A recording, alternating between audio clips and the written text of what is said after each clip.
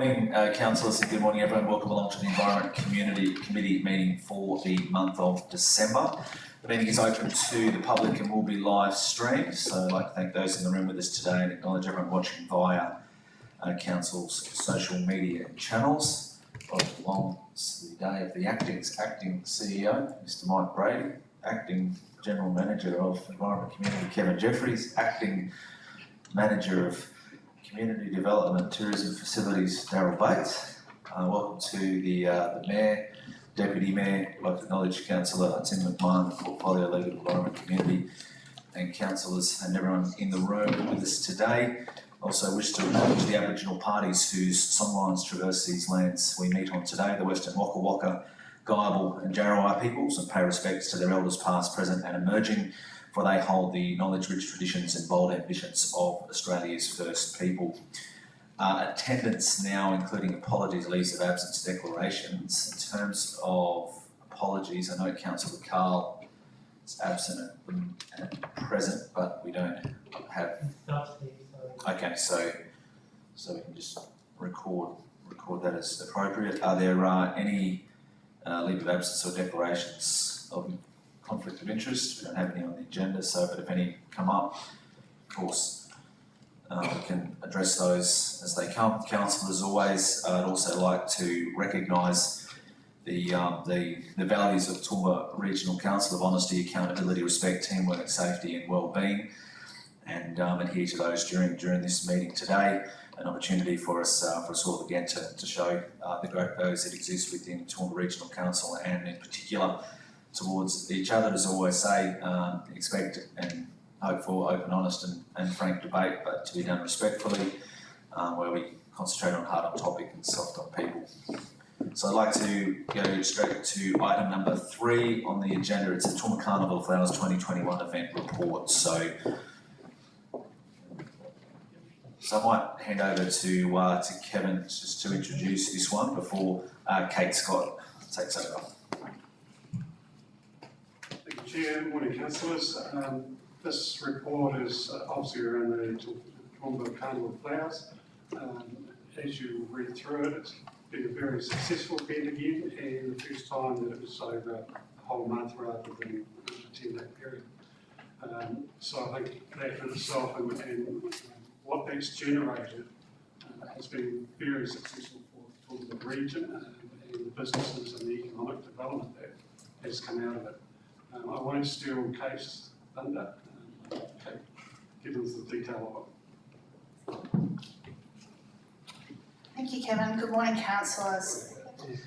Toowoomba Carnival of Flowers, after 72 years, continues to perform and reach new heights. Its potential, depth of product, and of course the generation of immense local pride is something council should never take for granted. Delivering a major event with high-yielding tourism value within local government regulations continues to provide many challenges, and of course the COVID-19 snap lockdowns, evolving restrictions and border closures ensured that the 72nd Toowoomba Carnival of Flowers will go down in history as being somewhat challenging, to put it politely. The traditional 10-day program filled the 30 days of September this year, with only 3 complaints being received in relation to the change of timings. Yet countless applause was provided in relation to spreading out the events across 30 days. We went back to the future in relation to parade with a 10 a.m. time. This was significant in cost recovery and also allowing the CBD to really buzz and enjoy the parade and all the excitement that it has. We've been very pleased to hear the comments about the biggest month on record for many local businesses and attractions. Unfortunately, this was not the same for our interstate inbound markets, who were primed to attend and had full buses, and yet the second border closing for the second consecutive year chopped all that at the knees for us. Thankfully, Queensland group operators rallied and we recorded 150 groups this year, which is just amazing under the circumstances. I want to acknowledge the many suppliers, partners and supporters of Toowoomba Carnival of Flowers. The last 21 months have included many difficult conversations, the roller coaster of countless COVID safe restrictions, staff shortages affecting all facets of our operation. I want to make special mention of the tourism event staff and their devotion to the event and the literal blood, sweat and tears that happened this year. Also their immense pride in making sure that all the hundreds of tasks happened right up to the very last minute of the exhausting 30-day program. I want to also publicly thank the amazing volunteers sprinkled throughout our region who dig deep to ensure that not only the council events but also the community events, there's over 40 of them this year, were delivered to such high acclaim. Very few local governments can boast that they own and operate a major event and generated over $22 million worth of direct and incremental spending this year, attracting 284,000 attendees, which is on par to 2019 before COVID, and resulting in a staggering 155,000 bed nights. That's a lot of heads in beds, and that's a true indicator for this council of the success that it has with Toowoomba Carnival of Flowers. Tourism industry leaders said that we're pretty ballsy this year to take on putting a full carnival back into the market during a world pandemic, but we did it, and we did it with pride. Any comments from the report? Thanks, Kate. So questions or comments, councillors? Councillor Megan O'Sullivan. Okay, I can't resist the temptation to say, A, I've never heard ballsy in a report before, and B, to say congratulations. You have to be immensely proud of how it went. Apart from COVID, what was your sort of biggest challenge about making it a month-long event? What sort of kept you up at night? Isn't it? Well, many things keep event organisers up at night. We're outdoors, so the weather is always constant to us. I think staff shortages are really, everyone had staff shortages this year. Everyone was affected, and also just supply of goods as well was really, really hard. We had suppliers that were right up until 2 weeks before the event able to supply, and then ringing us saying we can no longer supply. So we, that was pretty reaction time that we had to try and do some pretty big procurement processes and a big turnaround. I think staffing is probably the biggest thing really after COVID.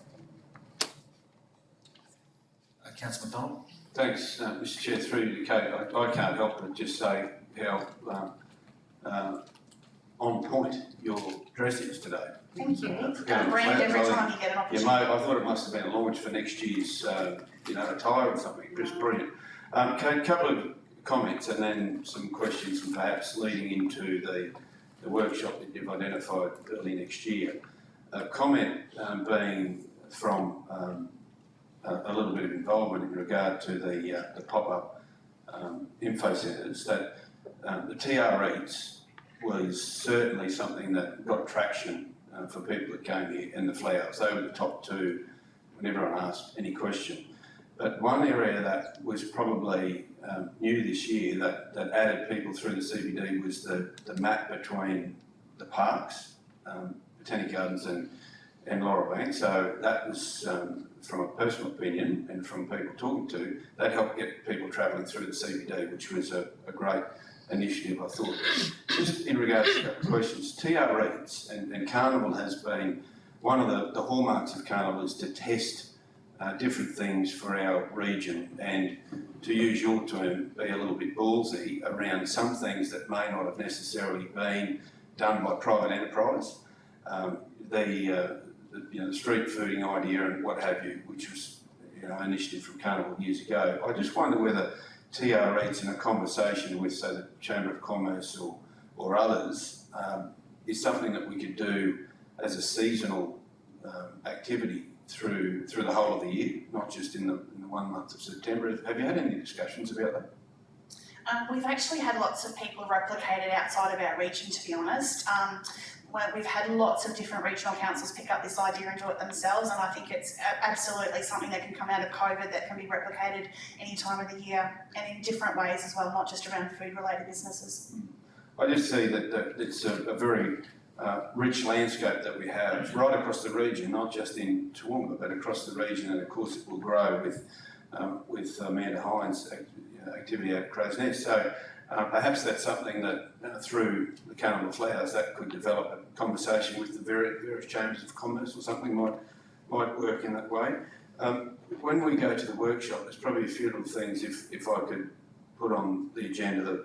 The mayoral garden party was mentioned, and certainly that'll be something that'll have a discussion.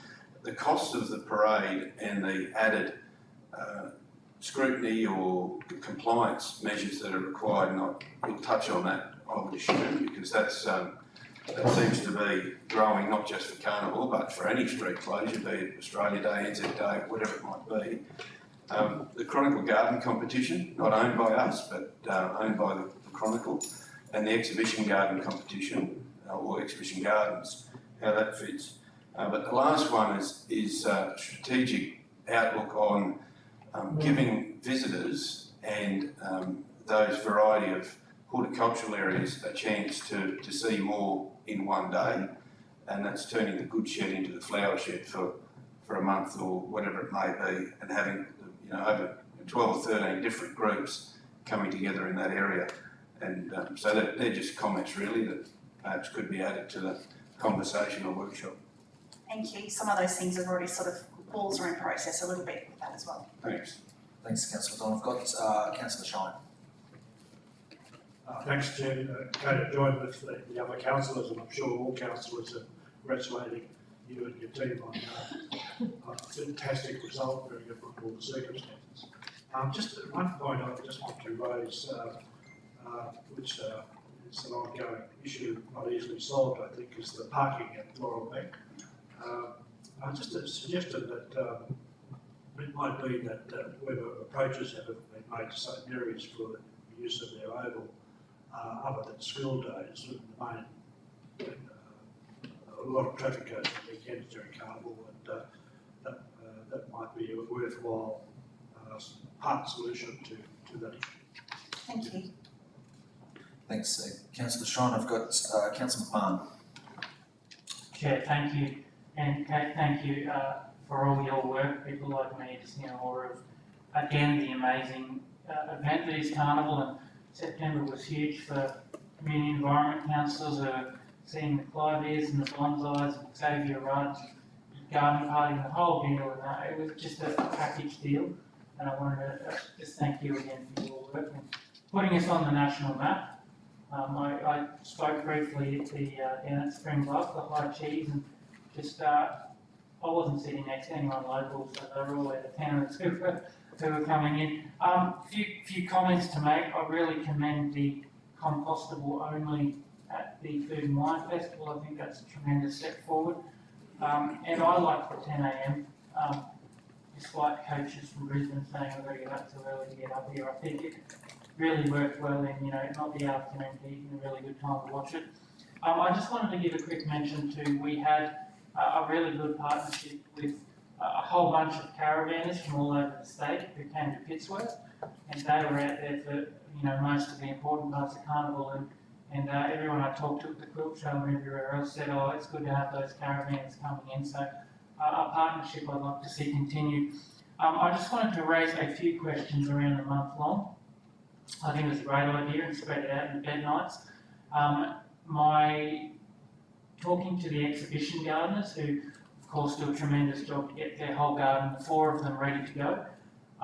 And people come from far and wide, but whilst they had their gardens ready, they were getting coaches of people from Brisbane or the Goldie showing up at the 3rd of September saying, oh, you're here to go a month, and their flowers, it's pretty hard to get them to last that long. So that communication, I agree with Councillor Jeff's questions around the Chronicle-owned garden competition. We look after the exhibition gardeners and how they play it together, and I think the communication with that, it was different for different people, and it's probably an area you're going to work on. I just wanted to raise really quickly the Food and Wine Festival, and I saw you there, we had a good chat. I enjoyed it, as always. Only negative press I saw was unfortunate around the amount of arrests or unruly behaviour at the end of that, and certainly the conversations I was having with people at Food and Wine is I probably wouldn't bring the kids to this one. I appreciate that's not the target market either, and so whilst I love Food and Wine, is there any plans to look at the I suppose family friendly side of that event, and any conversations to be had around that? The extractions we had this year was in actually less than we had from 2019. So overall the crowd was actually pretty well behaved. Obviously when you have alcohol involved in an event, you're always going to get behavioural issues. involved with that, and we always have extra security on for that. We're at a crossroads with the event that the daytime is perfect for families, and we do very much cater for the families in relation to the Cubby House and different children's events cutting off at 6 o'clock. The nighttime is a music concert, it's dark and it's very loud and things like that. So we try and get messaging out to families saying that it's not appropriate for young children to be in that space at night time, but it's up to parenting styles and what they want to do. And we can, put out our marketing and tell everyone what the experience is as best we can. It's up to them to what they want to do, and we'll just continue to ensure that we've got more security and more police officers on standby, as we need to. Yeah, thanks, and great answer. Can I also commend you and your team for when a lot of interstate bands pulled out at the last minute, you found an amazing lineup. Huge Xavier Rudd fan from way back, so that was a bit of a treat for me, so thanks for your work there as well. Well done, Kate, thanks. So we've got Councillor Bonhoff. Thanks, Mr Chair. Through you, thank you, Kate, and I echo my colleagues' sentiments about the success of the carnival and the hard work that went into it. I have a question. Page 19 of the report, it shows a breakdown of where people have come from when they're attending the carnival. Mhm. And these are obviously COVID figures. And from that, we can see by and large it's Brisbane, and then Moreton, Gold Coast, Lockyer, Logan, Ipswich, and so it goes. In a non-COVID year, where would your target audience be? Is it interstate, or would it still be within that southeast corner and within drivable distance in Queensland? So pretty much we look at probably 75% still being Queensland based within a 300-kilometre radius. We market to a 25 to 55-year-old woman in that demographic space. And then we look at Northern New South Wales as our next target area outside of groups, specific groups. So we look at probably down to Coffs Harbour and up to the border, and very much targeting friends and family coming up to see, relatives and expats are a really big. Toowoomba's a bit of an expat town. Everyone's lived here or knew someone here or related to someone here, so we really use that market quite well as well. And then obviously groups. Group packaging is huge for us. And getting those groups in, usually we've got New Zealand coming in, we've got Western Australia, South Australia, and at least 50 from up the east coast of Australia. So groups do make a big component of that as well, which are different demographics as well. It's not all grey heads and garden beds. There's a lot of active groups out there that are quite part of it. There's different social groups, different gardening clubs, and those leisure markets as well. I was really interested to see how many families, young families from Brisbane, were up on the weekends in particular, enjoying the gardens, and that was just so lovely to see. And I think that, they were so surprised with, some of them hadn't even ever been to Toowoomba. We're an hour and a half away, and it was the carnival that brought them up to see the flowers, so how terrific is that? And just a suggestion for the workshop, that we talk about transport for people who, if they come up and they've come up on a bus tour or however they've got up here, then getting between the gardens, if we can think about how we do that, because we had a lot of questions in the info hubs about getting from garden to garden, so We usually have a park shuttle goes around, but just under COVID times, it's too hard for the cleaning and hygiene requirements. So hopefully once we can get a bit more, through the COVID minefield, we'll be able to bring on that park shuttle back again. That'll help out Laurel Bank and a lot of different issues that we've got surrounding parking in town. Awesome, thank you very much. Thanks, Chair. Thanks, Councillor Bonhoff. We've got Councillor Melissa Taylor. Thanks, Chair. Thanks, Kate. Ditto to what everyone else has said, so congratulations. I think my highlight was the squeals of delight from all the children in the park. Taking nieces and friends' children and the Ferris wheel, it was just a delight. And to talk to families that have come up for the weekend, and it was just wonderful. I had one family show me every new iPad and photos they'd taken, so it really was beautiful. I mean, they didn't know I was a councillor, they were just so excited to be in the park, so it was truly beautiful, so thank you very much. And I love the lights in the garden this year. Hopefully we can remember it better next year, may I say. Absolutely. It was excellent. Plans in place. So thank you for that. My question would be in the report, and I'm sorry if I've missed it, but do we have a graph that shows the local spend like we do in our finance reports? And not at this stage, no. Unfortunately, we've got the overarching income and expenditure of what Toowoomba Carnival Flowers is for this year. We've just got resourcing and staffing issues at the moment, so we haven't been able to get it down to the actual project level at this stage. So we know everything's in the pot, we just need to make sure it's in the right sub-pots. So we can take that on standby and have back a handout for that, for sure, showing each of the actual different areas broken down for that. Yes, I'd appreciate that. Thank you, Kate. I look forward to that. Thanks, Councillor. Let's go to Councillor Carol Taylor. Thank you very much, Mr Chair. Kate, wonderful. Again, I'm going to say a few things. I've been present at the carnival as a guest for over 20 years, and I think that this one was just really fantastic. There's a few things, though. I don't agree that the 10 a.m. parade is cooler than the 3 p.m. parade. In fact, it's much, much hotter, and that was most of the comment I had. I realise it costs less money, but I mean, I won't be sitting out there going to watch a parade at the time of the morning. It was a really hot day, and there were little children being burnt, and as you know, you handed out hats, but it was extremely, extremely hot.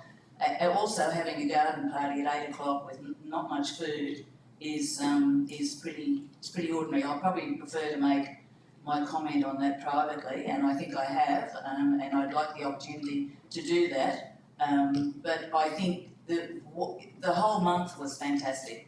I got out a lot. The high cheese, I think, was a fantastic initiative.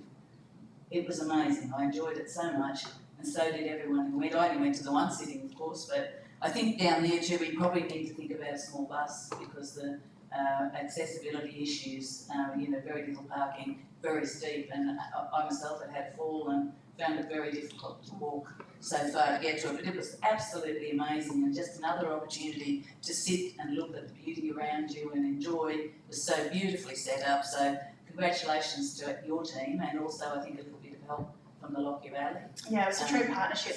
Which is really lovely to bring them into it as well, because they are our neighbours, and we've worked together at Spring Bluff for such a long time. I think the displays, out to Councillor Timms, the displays of the different societies, I think they outdid themselves this year. I always loved the Claviers, but I kept my hand in my pocket this year having a new place, but perhaps next year. I think that all accolades need to go to our public parks and our parks and gardens people, because, and if Kevin, you might, through you Mr Chair, you might pass that on, because I know for that whole month, the first week it was a little bit overcast and probably kind to the flowers, but for that whole month and even for 2, maybe 3 or 4 weeks afterwards, the flowers were just absolutely magnificent, and we were still having lots of visitors up here in October on weekends just because of the beautiful gardens and things. So I think we probably as council shouldn't underestimate how much that attracts people from the drive market, because I get out and about with my little dogs on the weekends, and they people are happy to tell you that, and sometimes you're right, first time they've been to Toowoomba, because they can't go where other places, they've come up and had a look at us. I think it's fantastic, and I think with the small staff that you have, your team, and our gardeners always putting in more than is required, I suppose, because it's a labour of love. I'd just like to endorse everybody else's comments, but I think that after the month of September was over, it still went on for us.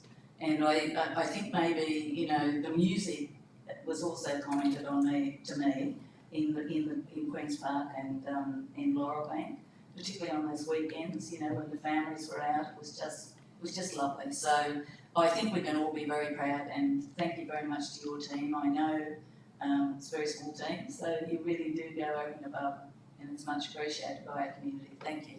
Thank you. Thanks, Councillor Taylor. Mayor Antonio. Thanks very much, Mr Chair. Look, I think most of the things that need to be said have been said by other people, but Kate, we've already had a conversation. Congratulations to you and your team. Once again, congratulations to those gardeners we have that do such a wonderful job. We had a conversation the other day about the potential there is to sort of pick up other little elements of what we have in Toowoomba, like the beautiful tree-lined streets, that kind of thing. The suggestion has been made to me by a horticulturalist as I told you the other day, that we ought to be celebrating something in autumn about the very special who we are in autumn. And also the potential there is to have a garden fest of some sort, given that we have this beautiful building here now in Railway Parkland, and that we could do something of that nature. But in terms of people coming to town, as some of the people will tell you, I've got this bad habit of walking up to people and asking where they come from. And the cultural diversity and the people who were here during the carnival was just amazing. You only had to go to the Botanic Gardens and just see. So look, I think it was just amazing. It's something that Toowoomba's known for. It's known throughout the world for this, and I think we ought to be very, very proud of the achievements of you people, our staff, and our whole community, in fact, in embracing it. So thank you. Thanks, Mayor Antonia. Councillor Summerfield. Thank you, Chair, and congratulations, Kate. It's been a great event, and certainly putting it on for a month was a mammoth thing to do, and it's I think it's paid off very successfully for Toowoomba as a whole, particularly businesses and whatever. And I love the fact Councillor Jeff mentioned that map connecting the two. That was such an awesome idea. A lot of people decided they would walk because parking's such an issue anyway, and to get them to go down through the CBD. And when I was volunteering in the park, I kept saying, oh, you're going to have a coffee on the way or lunch or whatever, and their eyes would light up. And so I think it was a really good strategic idea. And I believe there's competition between Laurel Bank and Queen's Park. I think that's awesome. Fierce competition. And really congratulations to the gardeners. They do a fantastic job, and we all need to take our hat off to them, I think. Kate, just in relation to the workshop, I think normally we have one before this comes to council, but the reason why I'd like to see it come to council in October is our memories fade just like the flowers do, and I think it's really important that we put our ideas forward and our feedback that we get from residents that we're talking to and visitors, that we have the opportunity to provide that feedback into our workshop moving forward.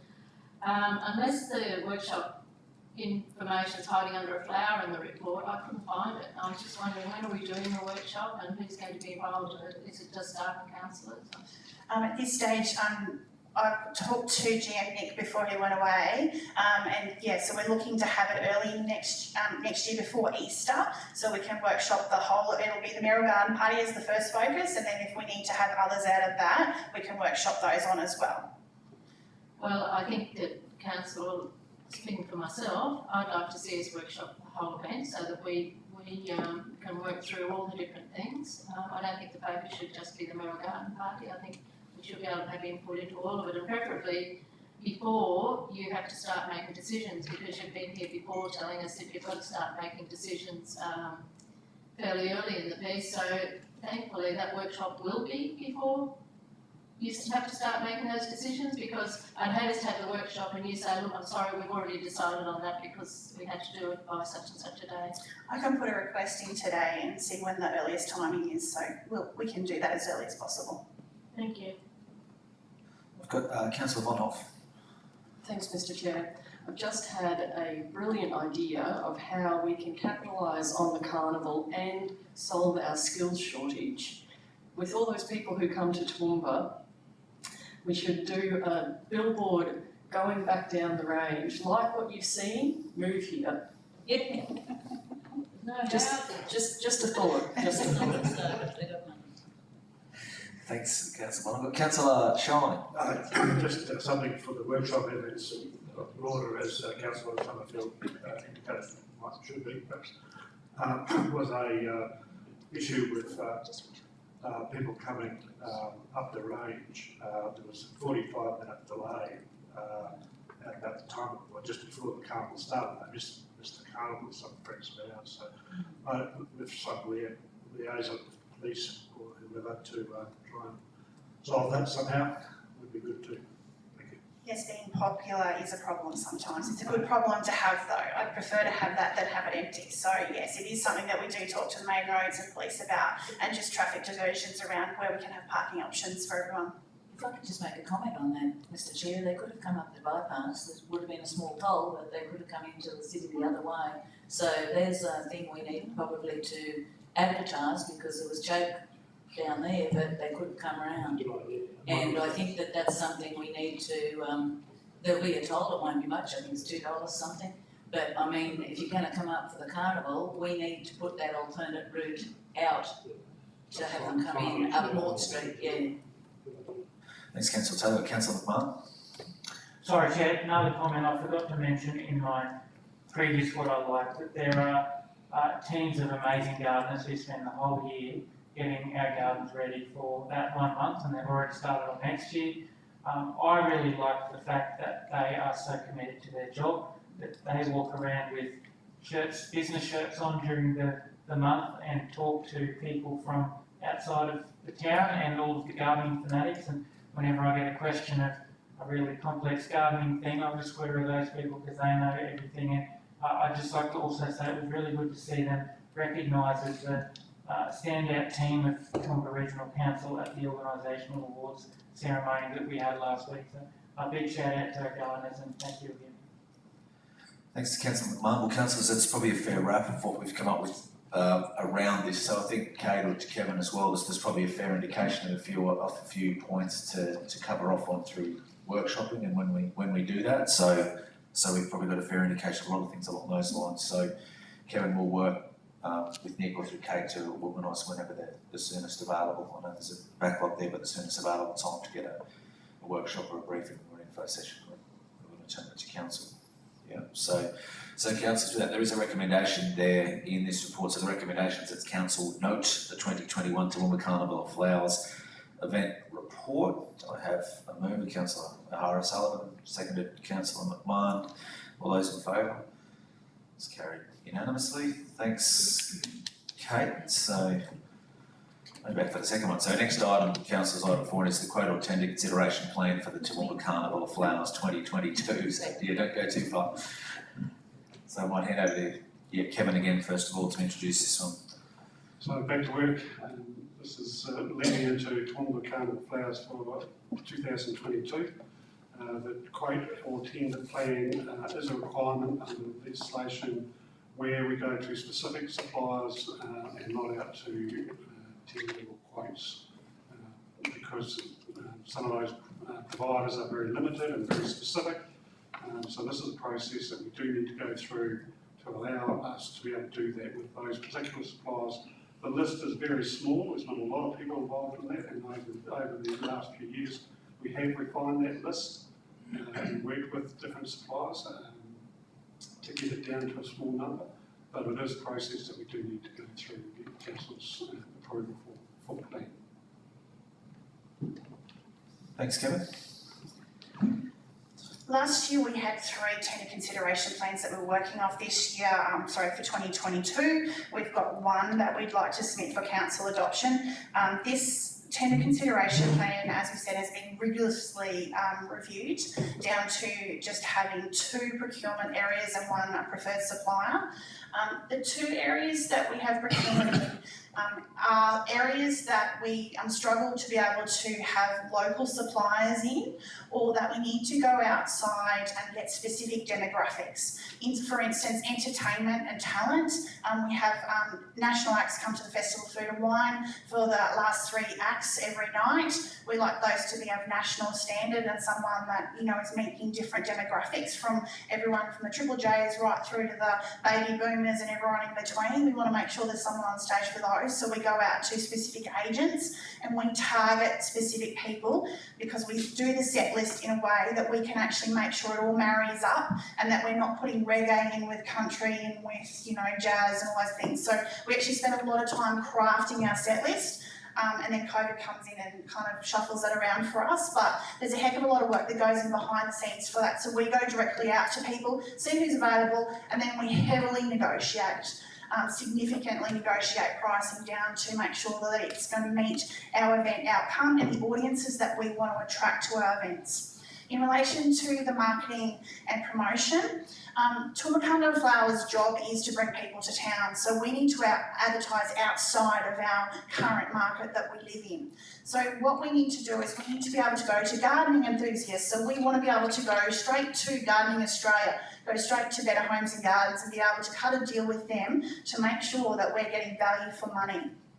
In those instances, we can't find apples for apples. We can usually find apples, oranges and pears that we can do quotes on, but we can't do an apple for apple approach. And we want to be able to cut really strong, significant deals. Sometimes they're 2-year deals as well, to make sure that we're getting really strong value in our media spend. So that's why the marketing and promotions one is in there. So that's basically everything that we do that's outside of Toowoomba that we need to do targeted spends in demographics on. So if we all of a sudden have got amazing flight deals coming in and out of Sydney, we want to be able to do a really targeted specific campaign into influencers in Sydney that have, you know, an audience that has surplus cash, jump on a flight to Toowoomba for the weekend. So we want to be able to talk to that specific influencer and do a deal with them. So that gives us the measures and the materials to be able to do that in a way that meets the local government regulations. Thanks, Kate. Councillor, is there any questions around this one? Councillor Summerfield? Thank you, thanks Kate. With that marketing and promotions, you're only going to seek one quote? For absolutely specific needs. For instance, if we wanted to target organic gardeners, we'd only go to Organic Gardener magazine and then to their digital networks. We would only target them and get the media industry don't do quotes as such. They've got their set guides of how much it costs for their ads, and we usually go in and say, well, we want to do 2 or 3 ads. What can you give us as a discount on that? So that's the one quote scenario that we have to work around there. I guess my only concern with that is you don't know what you don't know.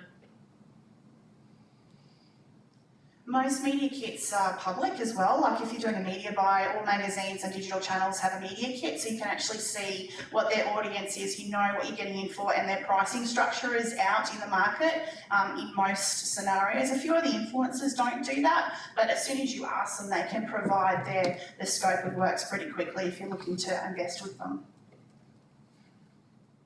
Councillor McDonald? Thanks, Mr Chair, through you to Kate. I fully understand why you do that. It's not about a contractor, it's about a buy for a particular niche market, Gardening Australia, whatever it might be, so I fully get that. My question is, how will that change over time? Because we seem to be doing this each year, and I just wondered whether you actually needed to do that from an audit perspective or from a governance perspective, or you could actually approve this for a longer period, 2 or 3 years. We'd like to keep it annually, just so we can be rigorous in what we need to do. The marketing platforms at the moment are quite fickle in what's working and what's not working. I'd hate to lock in a 3-year deal saying that we're going to do a TV spend when, 2 years' time, free-to-air television is no longer a priority and everyone's watching pay TV. So we need to be able to do it every year so we can keep it quite reactive to the requirements of the event. Can I just follow up on that? So I might be a little bit confused.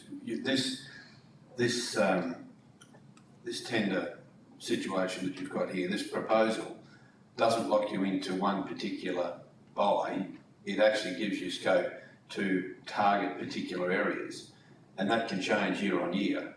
So it's not specific to a particular spend. So what I'm saying is, rather than you have to come back each year, you could actually do an arrangement or have an arrangement with whoever it is, Organic Gardens, for a 2-year or 3-year period, so you can actually get better value for your spend over a 2 or 3-year period than a 1-year contract. So I'm not saying that you're locked into Organic Gardens for the next 3 years. All I'm saying is it would give you scope when you go to negotiate to be able to do that. So I just wondered whether there was value in it, but if you don't think there is any value in it, well, that's fine. I think because we sort of were doing a little bit of that situation, to be honest. We had 3 tender consideration plans in play last year, and some of those were multi-years. Being able to combine that into one process that I come to you every year that we can make sure is adapted to that next year's delivery is probably a good use of your time, I think, in how we can govern their process of procurement for Carnival. Let's get Kevin to comment on that. It could well be something that we look at as we've taken the opportunity to refine this every year and review the services and question whether they need to be on this list or not on this list. As Kate has said and indicated, we've refined it down to a very small number now. So it could be an effect to that, if we are down to a very small numbers, that we could go for a longer period. But at the moment, we just want that rigour in the process to keep reviewing and questioning whether that we've got it right, we've got the suppliers or whatever it may be, have we got it right? And I think the yearly review at this stage gives us that reassurance. Anything further on that, Councillor McDonald? No, that's perfectly fine. But Councillor Von Hoff. Thank you, Mr Chair. Through you, Kate, I too have questions about the marketing and promotions aspect of this. So, what the item that we've just talked about had the breakdown of the total expenditure. And it doesn't have a breakdown of the total expenditure, it just has the lump sum. I imagine that a major component of that total expenditure for council is on marketing and promotions, that's logical. And when I read this, I had questions about, is this referring to a particular marketing and promotion firm overseeing, or is it these specific examples that you're talking about? Because if it's the former, I would really like to see a local marketer and promoter with responsibility. That's what we're trying to do from a local procurement perspective. But could you just clarify, is what we are considering here those one-on-one negotiations between council and Gardening Australia, Better Homes and Gardens and so on, or is it, whatever?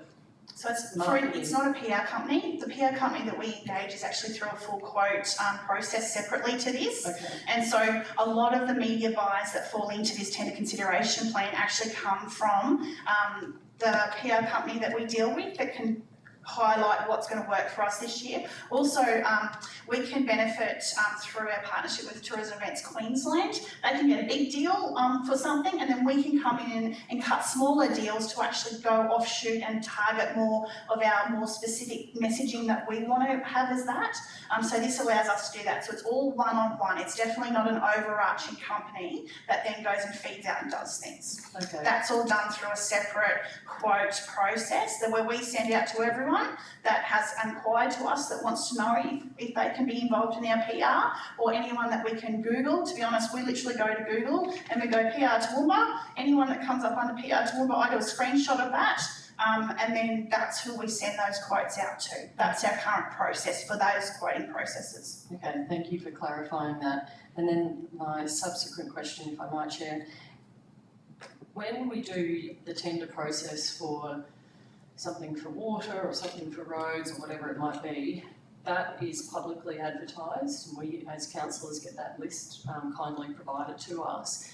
Does that same process apply with the Carnival of Flowers? So a wide tender is advertised and anybody can apply to put in lodge their interest? Absolutely. So all tenders are through the actual portal that council does for all its tenders. We don't have a separate one for that. The contracts team completely look after that for us. Having said that, we do not have many over 200,000 in spending for annual or contract value. I think we're currently sitting with 5 all up that we access under a full tender.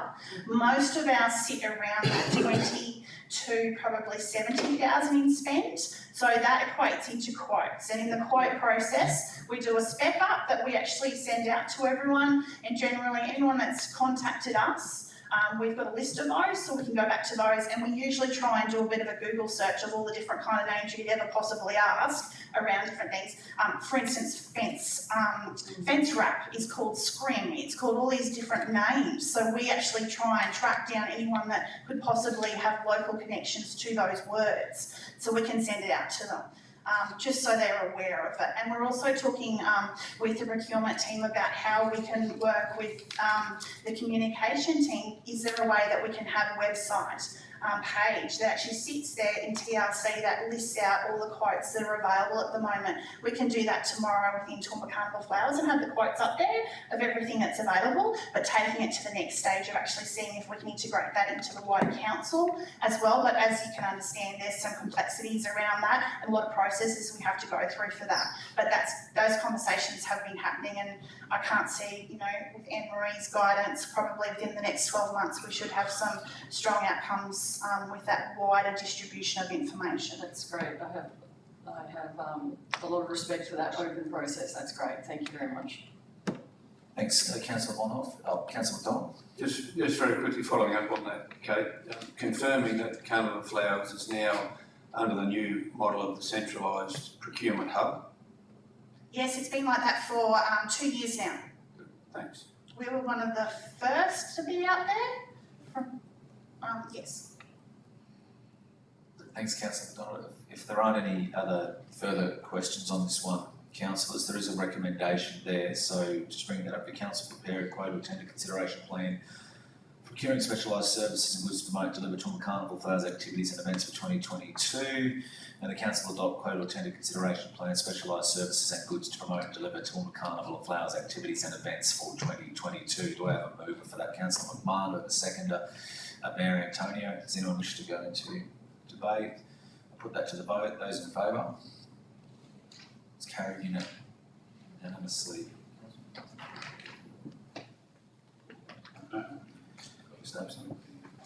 Thank you, Kate, and again, echoing the comments everyone said, thank you for your commitment and work towards Toowoomba Carnival Flowers and making it where it was. Councillors, we'll go to item 5. It's the request for sponsorship for Toowoomba Languages and Cultural Festival 2022. So we've got our Community Development Officer, Multicultural Officer here, Roberto Garcia, and as well as Acting Manager as well, and Daryl Bates. So I'll hand over to Acting General Manager Kevin Jeffries to introduce this item. Thank you, Mr. Chair. This report, as you will see, is around the festival, the 2022 Languages Festival. They have approached council on a number of occasions in the past and been given sponsorship. I think a number of councillors would have been contacted by the organiser about the level of funding. The 29,000 is what we have available in our budgets. If there was to be consideration for any further funding, that would have to be an issue for you to consider at BR2, because we simply don't have any further funding to be able to allocate to this sponsorship that's been requested. But I'll hand over to Daryl and Roberto to go into detail. Morning, councillors. I suppose from an assessment panel review process, we looked at the application, reviewed based on previous sponsorship as well, and come to the recommendation around the 25, but also COVID levy. You'll notice on there with COVID within it. The Festival of the event is amazing in what they do. Has a strong history, actually started with council a number of years ago. Tim's done an amazing job of looking at that. I suppose from a sponsorship point of view, and you'll within the report, we looked at what extra benefits around sponsorship. We're not saying the costs haven't increased, we understand they have. They were looking at a 2-day event around it. Whether that's right or wrong, that's not for us to say. But from a purely sponsorship point of view, we're not getting anything more or new out of this next year's proposal than we had for the event that held this year. So from a sponsorship point of view, we believe that it was fair and equitable around the 29. Within the sponsorship policy, it also dictates a couple of things. Have we got current budget for it? We do, for the 29,000 within our community development budget. And the second part of that is obviously over 10,000 that comes to council for consideration, which is part of the process today. So totally from a community development perspective, council perspective, it's a great event. It ticks a lot of stuff off for us around a city of peace and harmony and where we're going. But I suppose from a purely sponsorship point of view, we believe that the 25,000 in the COVID levy to 29 is a reasonable sponsorship, given the outcomes that were presented within the application. Thanks, Daryl. We've got Councillor McMahon. Thank you, Chair. Daryl, I just am reading the sponsorship policy and I'm looking at, in most of these assessment panels, we have a bunch of criteria, you get a score kind of thing. my reading of this is that we don't usually use that criteria for this one, and that anything over $10,000 has to come to us as it is. But 10,000 to upwards, is that a decision council can make, or is there a numbers criteria that says we enter here like there is with other assessment panels? Two parts to it. There is, across the sponsorship area, whether that be $1,000 or up there, there's criteria. So the different assessment panels, and assessment panels are not always in the community development area. I think Seamus has had some of his areas in different areas of council will be targeted to their areas for sponsorship, but it does delegate under it where it sits at manager, general manager, CEO, and then obviously the council for consideration over $10,000. But yeah, there's criteria, and our criteria looked at the cultural side and social, and it rated really highly. But it also, from a financial point of view, and I know one of the ones that targeted from Tim's point of view was having over 2 days in bed nights. I suppose for us, having a history that I've been involved with that since day one, that we see a lot of southeast corner, people day trip, and it used to be 10 till 3. I know in the proposals, I think it's 10 till 8, and then I think it's a 10 till 4 the next day. We, as a panel, didn't see that kind of demographic information into the sponsorship. Like there wasn't some not a proof of it, but showing that we're going to get extra bed nights within it, and how does that look based on the demographics and the figures and the people coming over previous years. Then it's hard too, because remembering last year there was a cap, so it was a 6,000 total capacity any one time ticketed event because of COVID restrictions, and within that, the report that was provided after the acquittal report, I think 2,000 children within it that were obviously free, but also there was performers and those. So yeah, within this COVID environment, it's difficult to know what that's going to look like as well. So thanks for clarifying that. I suppose follow up. It wouldn't. We get often these and we want to do more, but we don't want to override the policy. But my reading of this one is, if we as a council were to decide to give more, it wouldn't specifically override a policy. Okay, apart from the fact we don't have any budget. Thank you. And sorry, Councillor Tim, it's happened before. We've come to the council before in the past with no money and asked a budget review. You know, we've done that through other areas as well. What we're saying, the community development team or the assessment panel felt that it was worthy of the 29. We could do that, but if council, like it's got to come to council anyway, felt that there was more funds into it, then it would be a budget review as part of that process. Thanks, Councillor McMahon. I've got Councillor Carol Taylor. Thank you, Mr Chair, and thank you, Darryl, for that explanation. I actually can't see how a 2-day event would generate more money than a 1-day event, and particularly this one, because they do come from Brisbane and others, and some of them, if they're if they're committed and going to be involved for 2 days, they would stay overnight, and the spend would be there. I would think it's just, to me, a no-brainer. I personally would like to see us consider more. I mean, you've just virtually built the picture for it, really, in that they were limited by the number they had last year. The children got in free, which they should do, and the performers got in free, which they should do too, I suppose. But at the end of the day, you know, that leaves a hole in their budget. So they've been trying. I've been going to this event since it first started, on the back of a truck down in Frogs Hollow, and actually to see what we have now is really what I believe to be an iconic event.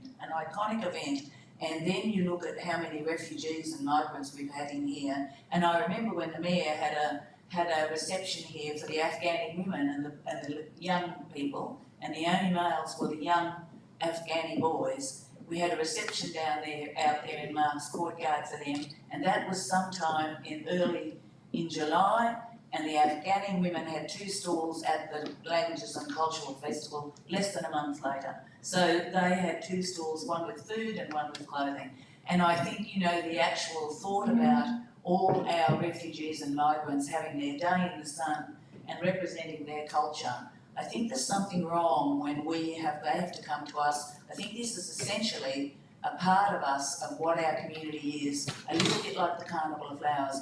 And I'm not it's certainly not saying anything about you deal with what you've got, as Councillor Tim has said. I actually believe this actual Languages and Cultural Festival is an iconic event for our community, involving members of our community that aren't naturally and normally involved in any other thing.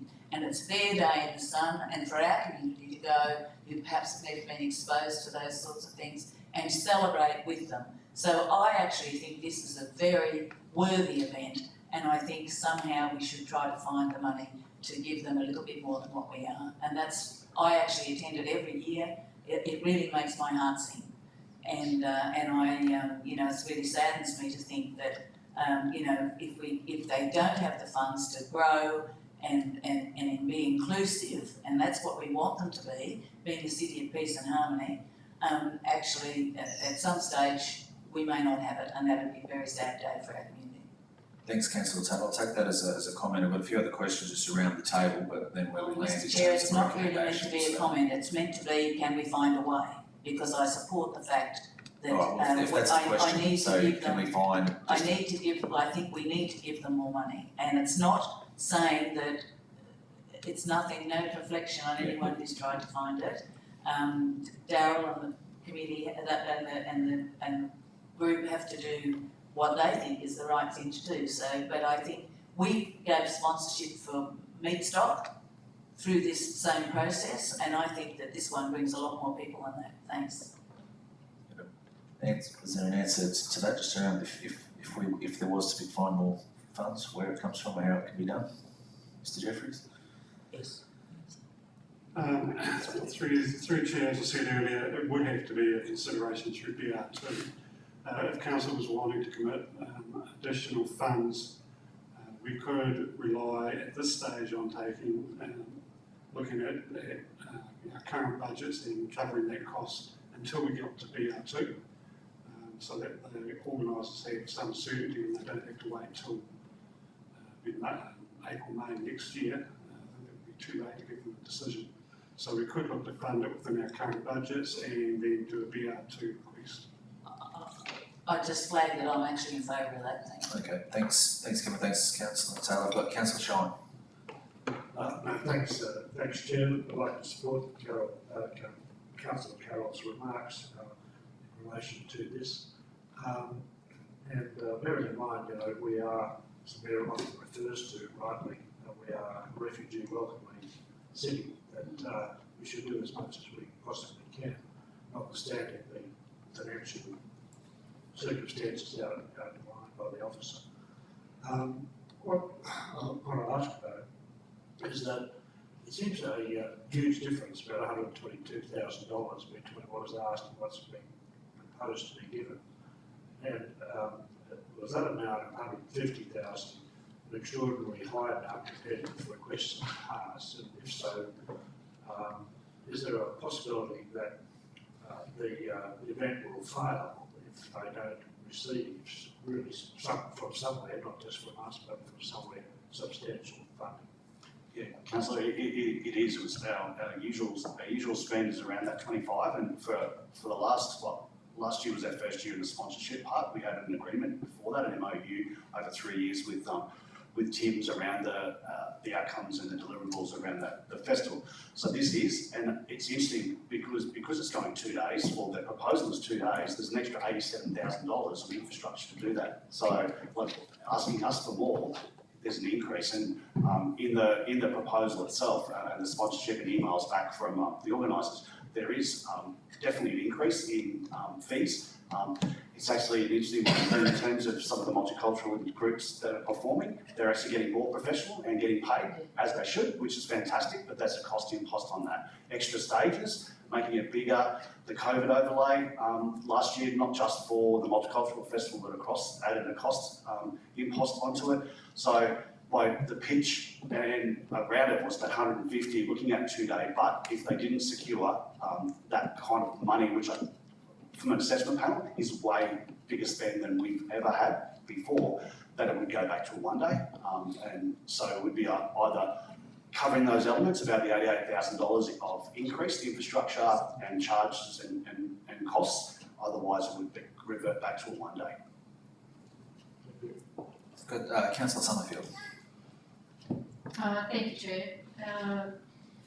And you know, the multicultural event is a really great event for our community. It's very inclusive and it provides diversity of all different cultures. It was noted by the writer of a letter we received that the Scottish, I think it was last year or the year before, and it's great that we are having that diversity and making sure that we cover all nations.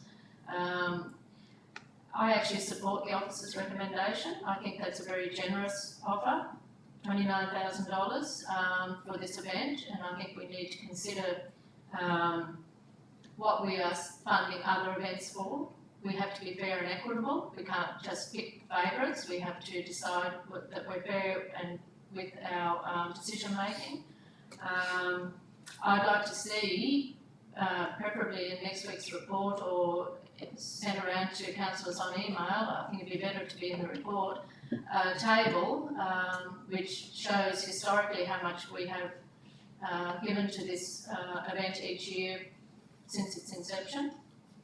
But in addition to that, more importantly, a table that actually says, oh sorry, you've got it there, the table that actually says what sponsorship we provided to other events, because I think that's really important, so that we can see that we are being fair and equitable in doing this.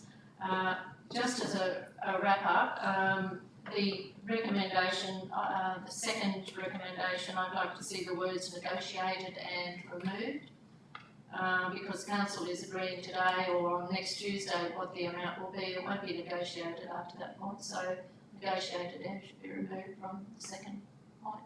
That's my suggestion. Thanks. Okay, thanks, Councillor Summerfield. So I've got a few other questions go around the table before where we land in terms of a recommendation, but well, as acting CEO, there's no dramas for moving that around.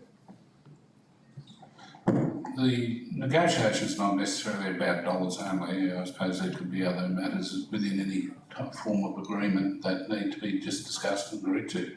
That's, you know, it's what we get in essence for the sponsorship. So the word in there, I don't, it's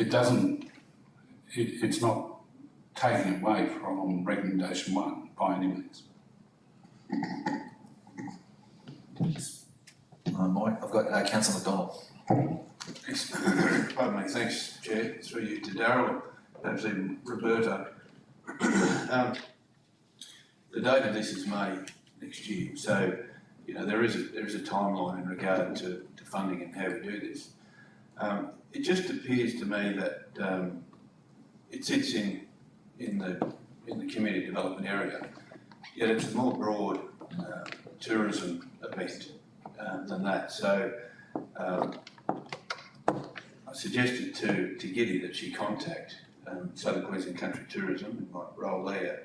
And in fact, he and Peter Homan and Giddy are heading to Tourism Events Queensland to present to them, of which no funds have ever been actually asked for from Tourism Events Queensland in the past. And with the push for Queensland to be back open and good to go, events is one of those key areas. So I'd actually be quite comfortable sitting where the recommendation is because of the other reasons of being able to source other funding. I think by stating the fact that we're committing to $29,000 will actually open up opportunity for Giddy or for Tim's to actually ask other private and public entities to support the event. I think it was Mr Mayor probably 4 or 5 years ago when USQ were brought to the table, and I note that they're mentioned in the report as a sponsor, a tentative sponsor. And I think that's where we can add value to negotiations in regard to the event. There is no doubt that it is a significant event on our calendar and we support it, naturally we do. I just think we need to not necessarily do all the heavy lifting from a sponsorship dollar perspective because it needs to be a whole of community effort. And, you know, and I think that's our opportunity to actually add value to that. Even if it was for the Mayor to join Giddy and Southern Queensland Country to represent down at Tourism Events Queensland. I think they're the value adds that we can provide, and you can't put a dollar on it. The question around in-kind support is one that perhaps could be fleshed out a little bit from a council perspective. Do you have any comment on what level of in-kind support over and above the financial dollar amount that we provide? Thanks, Councillor. We've lessened that over the years. We tried to tie into, because Tim's engaged an event management firm to deliver that part of it with a whole range of volunteers and executive around it, like we used to organise and do the food handling courses. That's done now by them with contacts through council. There was flags and we supported them in getting their own flags. So things we've done in kind over time now sits within their realm to deliver as part of that event. So, yeah, and I think, Councillor, the hard one around it from a Tim's perspective is that they've lost $25,000 of sponsorship across various areas, and I totally agree that it sits as a community event, but if more and more they're looking at council to fund it, where does that sit in the community, and how does that happen to make sure that it's not, if they lose $50,000, $25,000 or $30,000 from council, what does that mean? That means their event folds. So how you embed that across those areas and their key partners. They have got Multicultural Affairs Queensland again, and that's a year on year, but we're still a major sponsor, have been for a number of years around it. So I feel a council doing its part around it, and it's just that environment where unfortunately they've lost sponsorship dollars across those areas, and the cost to build are there. So it's a hard road for them travelling forward. If I could follow up, just very briefly, the going to a 2-day event needs some level of consideration, and when you can see the site and the amount of infrastructure put in there for 6 or 7 hours, it makes sense when you see that to think, oh, this is a great opportunity to do something else the day before. And I know, Daryl, you were part of it. We actually had a youth concert the night before on one occasion, and I just wonder about the possibility to work with event coordinators, as they do, but even with Southern Queensland Country, which they're willing to look at the event and actually look at it more from just another year, but look at it from a longer term perspective, because whether even it's the right time of the year, or whether it could form part of the month-long Carnival of Flowers, where we have a build in place for a particular weekend. I think there's a lot of things that could actually bring rise, but today it's about showing council support to this event, which then I think can flow to all of these other opportunities. And I think that's where we need to be, to support Tim's, and the Mayor do a wonderful job, as he has in the past, to do that, support the opportunity to reach out to others. So that's where I see we sit today. That could change over the next month. And I think it's a journey, councillors, for Tim's in the event as well, because traditionally it happened around September, like moved May for the first time August, then moved into May the first time. So I don't disagree, people who go to the event and have been every year talk about it should it be 2 days? But I suppose the same question back is it in what structure should it be in? What we were looking for in that sponsorship application, what does that look like? It's not just moving it forward to a 2-day event, but what parts should be taken out and added to, moving it purely straight to 2 days without some clarity around what that might look like was a bit difficult around an assessment panel, because I still don't believe, knowing the market that's there, would that transform into bed nights, and I'm still not sure, because the market is traditionally that over the years is the people out and about. How many times we walk through that area and we see people, because that's what we should be doing, celebrating our diversity. A little bit of Southeast Corner, I think councillors mentioned that around the carnival, and different times walking through that drive-in. So it would have been better supported from an assessment panel's point of view, as I said earlier, around some of those demographics and showing the statistics around what do people come in, where do they come from. Thanks, Daryl. Sorry, Councillor, I do have a long tail here, so just stick with me, but I do have everyone. I'm going to Councillor Vonoff, then Councillor Hara-Sullivan, Councillor McMahon, Mayor Antonio, Councillor Taylor, Councillor Carr. So who did I say his name? Councillor Vonoff. Sorry. Okay, thank you, Chair. Through you, thank you, Daryl. I want to pick up on something you just said. So they've lost private sponsorship, is that correct? And can you give any more details about the reasons behind that, if you're aware of them? I know I am aware of the USQ sponsorship that they've had previously isn't there and I know there's been a bit of a change around heritage and some sponsorship stuff they provide. But I know in the annual report, it didn't go into specifics for a councillor, but they talked about, I think at the last year, they talked about, I think it was $18,000 in lost sponsorship, just that side of it. And then also because of last year with the cap, where they projected usually they get, you know, anywhere between 12 and 16,000. They had a total cap of 4,000 through the gate. So losing that dollar figure through that as well has been a huge one. They bank on a surplus that keeps them money there when they do have that wet weather day. And they had a few of them over the last couple of times. Yeah, so they can be there for, but yeah, definitely sponsorship they've lost. Okay, and I didn't see in the report the total budget allocation, which would then be exhausted at the end of this $29,000 for the 2020-2021 financial year. What's that entire budget allocation that we have there? Of the community development area, we don't have sponsorship dollars. Okay, so then if it's coming out of the sponsorship budget allocation, how much is that for? Again, we don't have a specific sponsorship allocation dollars. What we've had over the years has been, and we put it in every year, so it's $25,000. We used to have $15,000 in the community development budget that was earmarked for the Multicultural Festival, went up to 25 through a budget, but that's just that one.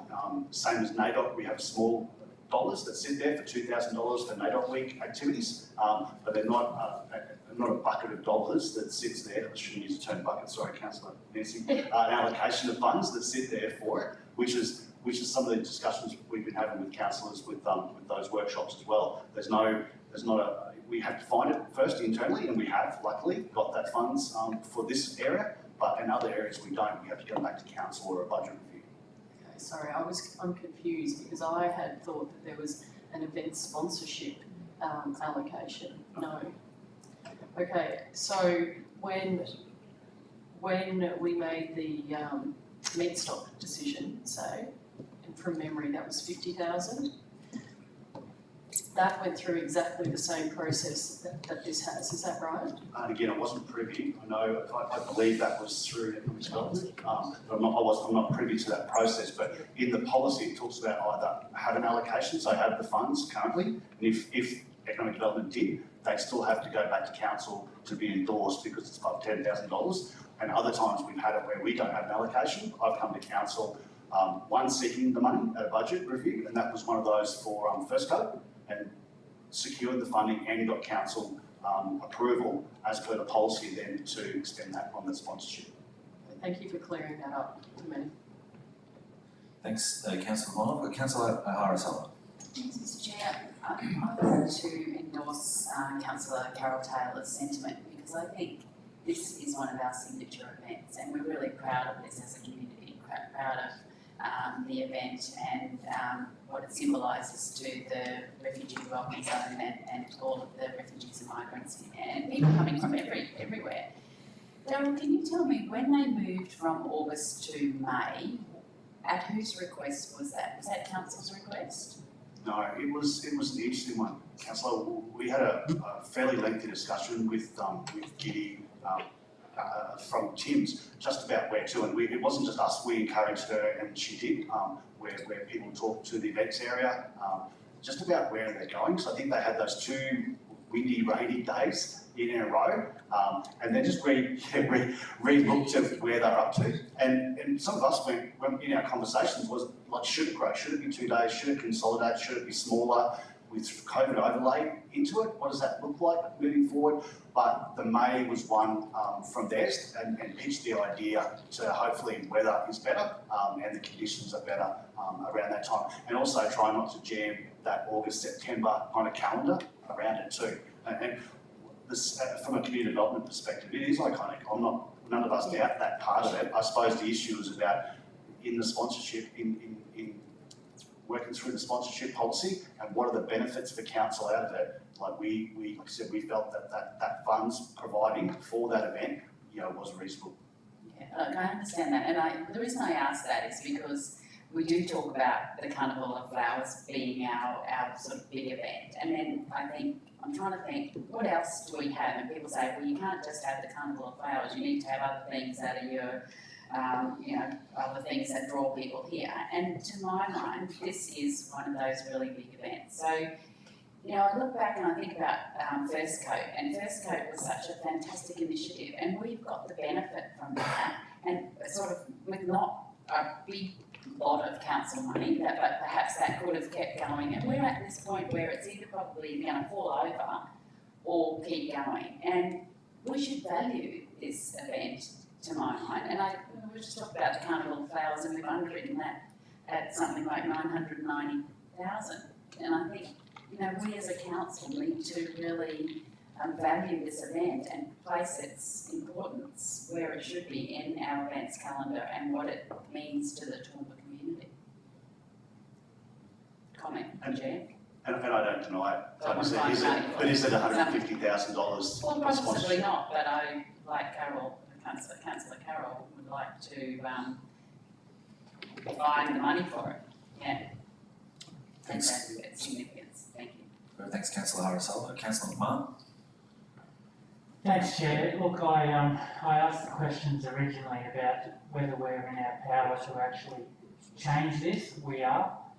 I really would like to see this event continue to the high standard that it is. And I know it's not council's job to step in when other funding sources step out and match their money. And I know we've only got a certain amount of money. There's only a certain amount of ratepayers' money that's in our coffers, and we just can't make more appear.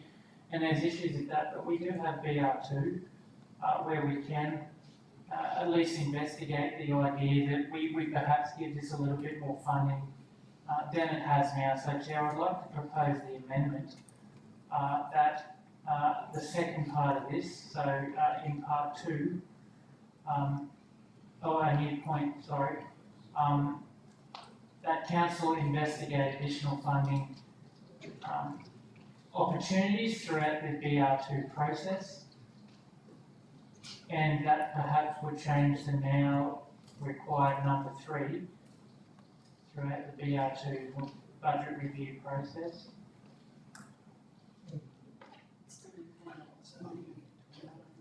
So that definitely Pardon, Mr. Chair, but for those of us who've got questions Yeah. for an amendment, do we get the opportunity to talk? Yes, about you what will. was Yeah, no, I'm just. Yeah, I'll just finish. He's foreshadowing it. I'll take this as foreshadowing it. Yeah, point of order, there's questions about the original officer's recommendation, so you can flag an amendment as I understand it. But that doesn't give me an opportunity to actually ask a question about the original intent of the question. I think I understand from where I sit, my understanding is anyone can put up anything at any stage, which Councillor McMahon has chosen to do at the moment. Okay. As chair, first of all, if he's put forward this proposed amendment, if he gets a seconder to it, I'll then park that, because yes, there are other questions that would be Sorry, where I would see. I'll just seek confirmation from the acting CEO. Yeah, at this stage, I think it's foreshadowing, but it doesn't stop the discussion that others are asking questions, and I think that's what the chair's saying. So the chair's happy just to note at the moment and continue with the questions. So, Mr. Correct. So, Councillor McMahon, so do you want to? Yeah, thank you, Chair. Look, just while the microphone was with me, I was going to propose the amendment. I'm totally aware there'll be more discussion, but I probably won't be back here for a while. So we've got number 2, the council investigate additional funding opportunities throughout the BR2 process, and I'm wondering that would need to change 3, that a sponsorship agreement be negotiated and executed by the CEO after BR2. Thank you for allowing me to foreshadow that. I welcome comments and discussion. I'll just get a comment from the acting general manager. As I said earlier, this will be, if we investigate funding opportunities through Budget Review 2, it's going to be too late for them. They need to have some certainty now, and that's why the request is before you. As I indicated previously, one way of dealing with it would be to, if you want to increase the amount of sponsorship is to do that within our current budget. So we fund it out of our current budgets, and if we can't cover those costs, we come back at BR2 for the additional funding to be included in our budgets. If we leave it to, because BR2 won't be till April, May, that will be too late for me to make a call on this event. Mr Chair. Sorry, can I just Sorry. clarify, thank you Chair for staying with me, that the way I read that is that number one, we still provide the $29,000, but we have a look, and maybe we need to change 3 on timelines and everything, but we have a look throughout, because I don't feel comfortable now saying, let's give them more money and then see if it adds up with budget review. I'd rather wait till budget review to see if we have the extra money. But my reading of this amendment is that we provide them with 29 now. We look for extra at BR2 and advise them if we have the extra there. As is and I welcome changes on wording, but that's my reasoning for the amendment. Okay, so councillors, what I'm going to do is I'll take that as a foreshadowed motion, so there's other questions can be asked, so once you get through other questions, there's a motion that's been foreshadowed, if it gets a second, we'll take it from that point of view. I'll go back to Mayor Antonio. Look, I'm very much inclined to support Councillor Carol Taylor's suggestion. This is an iconic event and it certainly needs as much support as we could possibly get in this community. It's interesting that when I travel, particularly in Canberra and particularly with some of the ministers in Brisbane, it's seen as a clearly iconic event and I think we ought to preserve it as best we could. Councillor McDonald brought forward a good suggestion some time ago when we were having early discussions that there ought to be a sporting element to this too. And we're having some discussions and I'm certainly ringing Minister Hinchcliffe today about another matter. But the reality is that Andrew Sly from that department has had a discussion. I've had a discussion with him about supporting that, and that may well be a good option as well as the tourism. But I think we've got to preserve it. There's no question about that. We've got to try and make it grow and find other sponsors. And I think there'd be some various organisations out there who need another chat, I think, in respect to 2 of the major sponsors who, for their own reasons, have stepped aside. I think it would be a good idea if I was able to have a conversation with them. But apart from that, there are other organisations here who are looking for publicity, and I don't think it'd be a bad way of getting it. Including the school. A headmaster I spoke to the other day has a real interest in supporting it because a major cohort of their students are in fact refugees. Thanks, Mayor. I've got Councillor Carol Taylor. Thank you, Mr Mayor. Mr Chair, I'm not foreshadowing the motion. I'm moving an amendment, which is my right to move now, and anyone can ask questions or clarifications despite a motion being moved. So I move the amendment that we use the words there, we change the $29,000, is it 29, to $70,000, inclusive of $4,000. And I'll tell you why. I'll speak to it if I may, if I can get a seconder. Thank you. Do I have a seconder for that, Councillor Megan O'Hara-Sullivan? Before, if I can, I just want to see, there's other questions that have been asked, that wish to be Questions asked. can still be asked. Yeah, so I'm despite a choosing, move yes, being- so excuse me, Councillor Taylor, I'm aware of that. Thank you. And what I'm saying is I've got to move it and a seconder, and I'm going to park that Thank whilst there are other questions. Right, thank you. And I'll go to Councillor Carl. Thank you, Chair.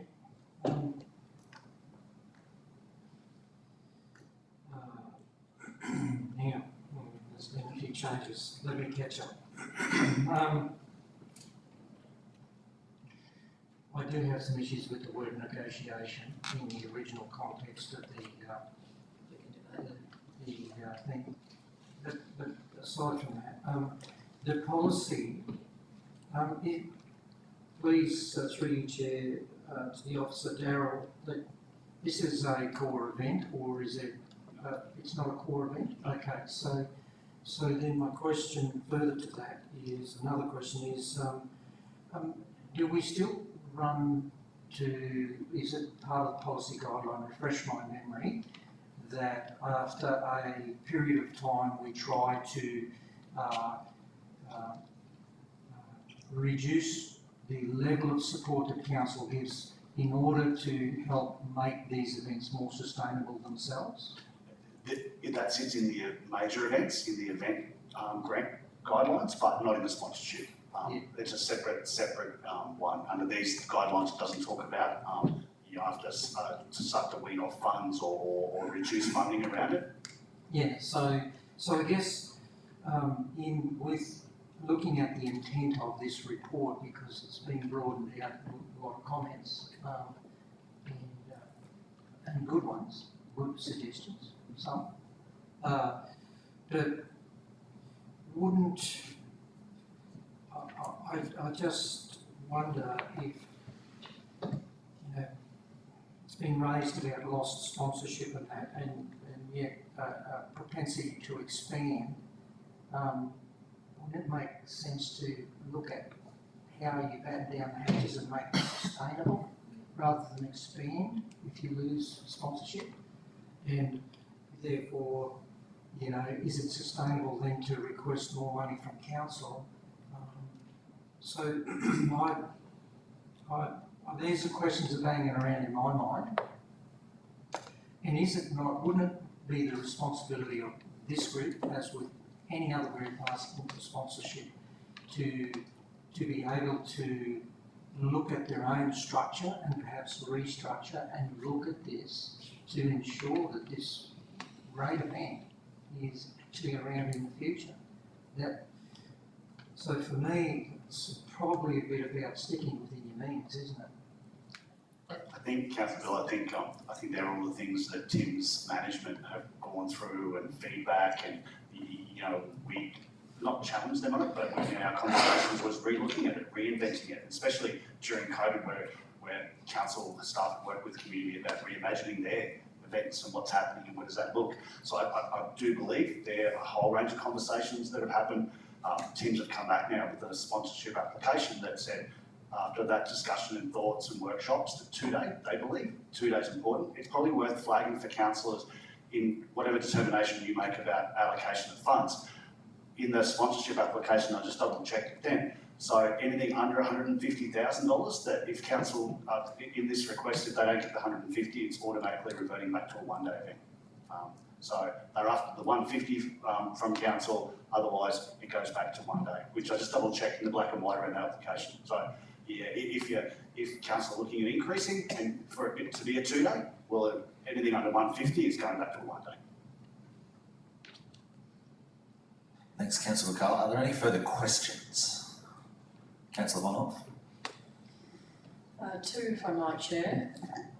The first is, could we get a response from Tim's between now and next Tuesday? And if that has to be confidential and circulated amongst councillors, I'm sure that could be accommodated, to understand where private sponsorship has been lost or what attempts have been made to try to secure other private sponsorship. And if those have failed, we don't need to necessarily know names. Those are some other conversations that could happen, but to understand the extent to which Tim's has attempted to secure other sponsorship at other organisations before coming to council with their request, that would be much appreciated by councillors, I think. And secondly, given what you just said then, Darryl, about the proposal that has come from Councillor Taylor for the $70,000, so that would then mean by default it's a 1 day event. Do we know if $70,000 is less than, more than is required to hold a 1 day event? I can clarify. I think in the application they talked about over 2 days, the 150,000 breakdown was around infrastructure, promotions, increased costs for performers, things like that. I can get some clarity around that. Yeah. And then, a breakdown of what that actually is for, perhaps. I just think there's some more details that I would appreciate on this one. Thank you. But I suppose that the difficulty, and I can through the GM, I can get some of those, reach out and get some of that information. I suppose the pitch that was there in front was for a 2-day event of $150,000. Does that then reframe the whole, should there be a reapplication process? Because what we've assessed it off is based on the 150, and we made a recommendation based on that. But I can provide supplemental, That's under right, council direction, I can get supplemental. That's the nature of my question, because if we just run the scenario that this recommendation that's before us is approved, we've got the figure for a 2-day event, and in that email, we've got the $70,000 figure mentioned, but the whole premise here has potentially changed, so we just need some more information and clarity, in my opinion.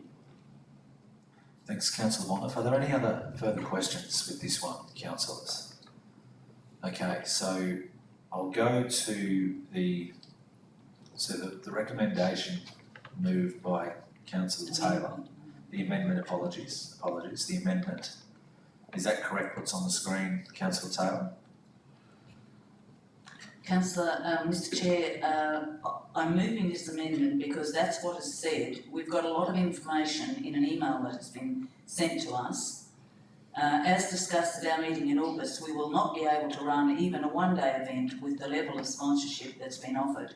The reasons being loss of sponsorship of $14,000, increased cost of COVID requirements $10,000, loss of income at the gate and site fees due to cost to COVID because of paying, because it used to be a free event when it was first put in. Now it's an entry cost, I think was gold coin, now it's $10. Now it's So $10. Councillor Taylor, so the question So I'm asking, is that your... Yes, so I'm landing on that figure. I'm not sure. So that's the amendment before us as Yes, written on screen, yes, okay, yes. so you've moved that and it's been seconded by Councillor Hara Sullivan, so do you wish to speak to the amendment? Yes, I do, thank you, Mr Chair, and a lot of this, I mean, I cannot believe, as I said, I've attended this since its inception. I might say when it first came about, it was put on entirely and paid for by the Toowoomba City Council. And I'm certain it would have cost more than $70,000 when they put it on. It was on the back of a truck, and there were very few people who went to it, and it's evolved over the years. Whereas now it's become, and it's not about playing favourites, it's the only festival of its kind in Australia. And it is an amazing and joyful event. It was moved, and for the first time in 2020, it was moved from August to May, and the reason's quite simple. They had 3 years of disgraceful weather where they made a loss over those 3 years of $41,175 because, and the last year was the first time it was in May, and they wasn't a good barometer of whether it was the right time or the wrong time to be there. I suggest probably autumn is the time to have it, but because of the limitations put on it by COVID, it was not able to even come anywhere near paying its way. I believe it should be a core event. I can't believe it isn't, and it's a signature event for our region, and I think it's something that our region, then our council should be very proud, since this group's been brought on, and I was there when this group came on and started to run it, because council was entirely responsible for it in the early days. So, I mean, what is being requested for it to be viable for a 1-day event is $70,000. So that's why I've chosen the $70,000. If people want to debate the 2-day event, I think a lot of comments around here by the Mayor needing an autumn event, it has moved to autumn.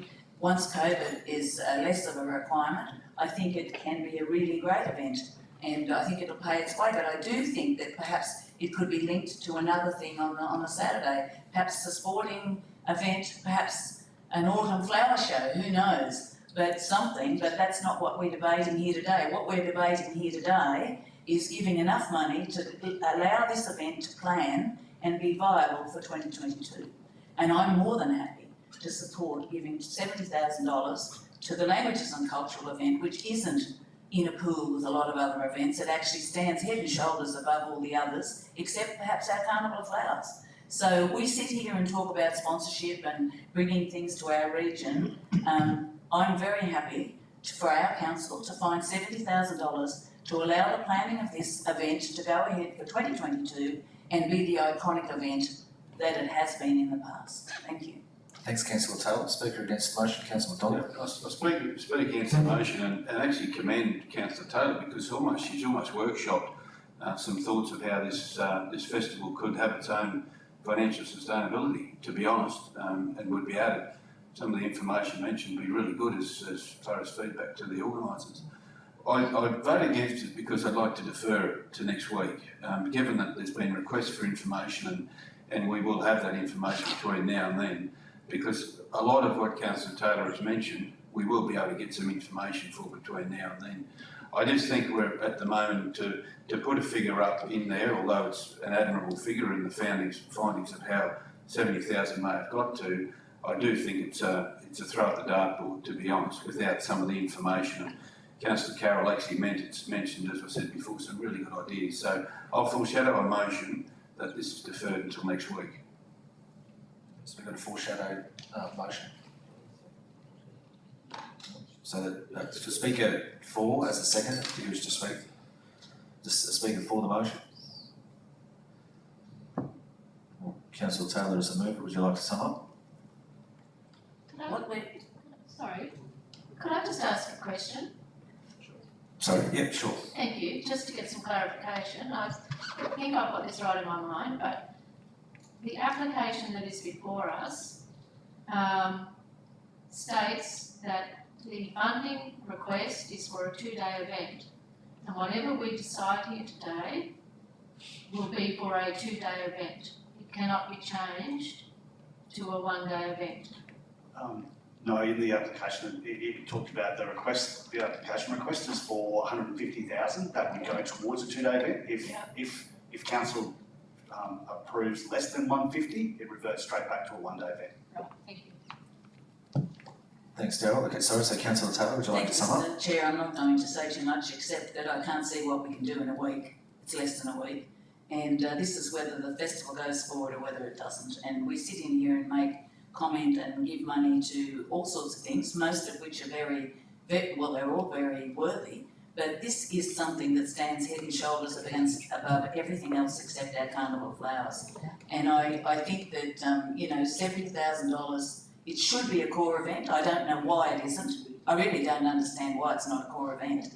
And they have to come hand in glove every year to come here. And if we lose this is going to be a huge loss to our community. So I think at least if we gave them $70,000, they've got surety, they can plan next year, and hopefully COVID won't play such a role next year in the number of people who can attend. And I'd ask my council colleagues to support it. I really can't believe that this is not a core event. I believe it should be, and $70,000 to keep this event vibrant and happening in our community, allowing them to do that planning is really, I believe, our community would very much support that. Thanks, councillor Taylor. So that closes the debate. Have you got a question? To do with your indulgence, Chair, and it is to do with the point that councillor Taylor has just made. Perhaps if this motion, this alternative recommendation is not successful today, and indeed the motion is deferred for consideration, could that explanation about what constitutes a core event and how this is or isn't a core event also be provided to councillors in that additional information? Thank you. So yes, getting nods on that, so that can be done also. Okay, so I'll close the debate. So councillors, the motion that is before us is that council approves sponsorship to the Toowoomba International Multicultural Society Incorporated in the amount of $70,000, inclusive of 4,000 COVID loading for conducting of the Toowoomba Languages and Cultural Festival 2022. And on 2 of that recommendation is that a sponsorship agreement be negotiated and executed by the Chief Executive Officer. So that is the recommendation. That is. Sorry, clarification. Are we voting on an amendment to the motion or the motion? Well, this is the motion. So the amendment that's been made to the recommendation. So this is the motion. Yeah. So the motion vote on the amendment? No, it's committee. It's committee. It's committee. So this has become the motion that we're voting on. Okay, I'm confused because This becomes a motion because nobody moved the officer's recommendation, so this is an amendment that's been moved prior. So okay, so this is what gets thanks for that. I just voted need on some this. clarification, please, because first I put forward an alternate motion, I don't know where that's gone. But how would I do it if I wanted to vote against 70,000 but for the motion that we approve it? It's either, well, there's no way of doing that the way this is worded. You foreshadow. There is. There's a couple of foreshadows. You've got a foreshadowed amendment and Councillor Jeff McDonald's got a foreshadowed amendment as well. So you basically systematically work through each until eventually you get some agreement around the table. Okay, thank you. Thanks, CDO. Okay, so, do you want to say something? Sorry, what's the difference? Just with your indulgence through the chair, I do still need to have something that covers, if this motion is successful, the additional funding, which we don't currently have in our budgets. So I would suggest something along the lines that the additional costs are covered within the current budget and any deficit is considered at BR2. And I'm happy to have that for you today, as a second councillor. And actually, So mover and seconder are comfortable to have an addition to that? Right, just, that's just governance, isn't it, really? so, question? Chair, if I could, I'm not at all uncomfortable with this process. This is not how council operates in relation to getting additional funding. It always goes to a PR before it's decided. And by doing this, it's circumventing the processes that we do as a financial arrangement, and it's ensuring that the money is found at PR. And to me, that's an inappropriate way of dealing with our finances.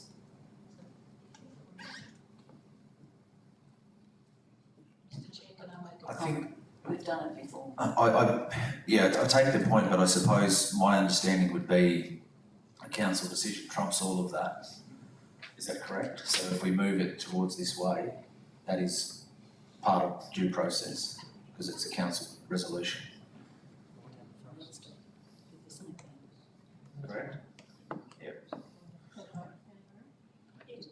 Okay, so where were we?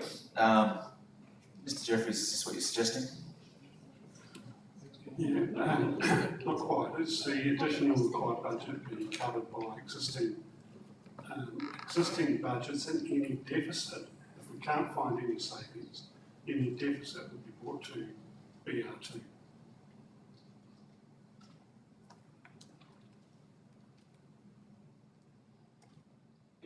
Okay, so I'm happy with that. so the mover is comfortable with that from the general manager. The seconder, are you comfortable with? Mr. Chair, Okay, so with the if mover I and could the just make a comment there, that's just good governance. yeah, so the mover and the seconder have, yeah, thanks councillor Taylor, so the mover and the seconder have agreed. So councillors, again, just to be really clear, so what we see before us is what we are voting on, so that is the recommendation here, so that see it there, so the $70,000 with the addition of two that's been added in here, that the additional required budget be covered from the existing budget and any deficit be sought at BR2. And now item 3 being that the sponsorship agreement be negotiated and executed by the CEO. So that's the motion, that is before us, so we'll put that to the vote. Those in favour? Those against? So the motion is lost. Okay, so councillor McMahon, you foreshadowed a motion. Would you like to put that forward? Thank you, Chair. Look, I agree with the officer's recommendation that we should fund part of this now. I very much agree with the concept that this needs to be given more funding and make it really a standout event. It does such good work. I just don't feel comfortable pulling numbers out and putting it on now. And Sorry, councillor McFoy, so what's the motion? sorry, as is written there, Okay, council approved that's what it sponsorship for the $29,000, inclusive of $4,000. Do I have a seconder for that?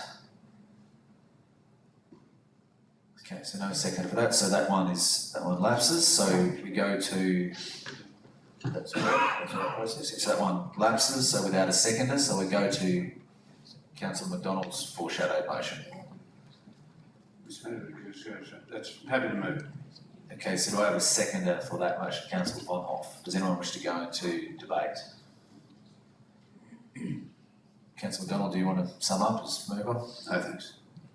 Okay, so the motion is there before us, which is, okay, so that this matter be deferred for consideration at the ordinary meeting of council 14th of December following the receipt of further information. So just checking with staff, they're comfortable and can provide the information that councillors have requested, the additional information. So that request will be put through. So councillors, that is the motion. So I have a mover and a seconder. So with no reason to go into debates, I'll put that to the vote. Those in favour? Those against? So that is carried. So a deferral. Thank you, Roberto. Thanks, Daryl. Councillors, I think we go to an adjournment now anyway, but I'll suggest that we do go to a morning tea break. But yeah, we do go into confidential after this anyway. So I'll ask for We've actually to go open and shut and open and shut. yeah, but I'll do adjourn this one first. Yeah. So I'll call for a motion to adjourn, moved by Councillor Von Hoff, seconded by Councillor McMahon. Those in favour? It's carried. So we'll have. So I think just see, yeah. So now, so we'll have a 10-minute break. So we'll resume at 10:55.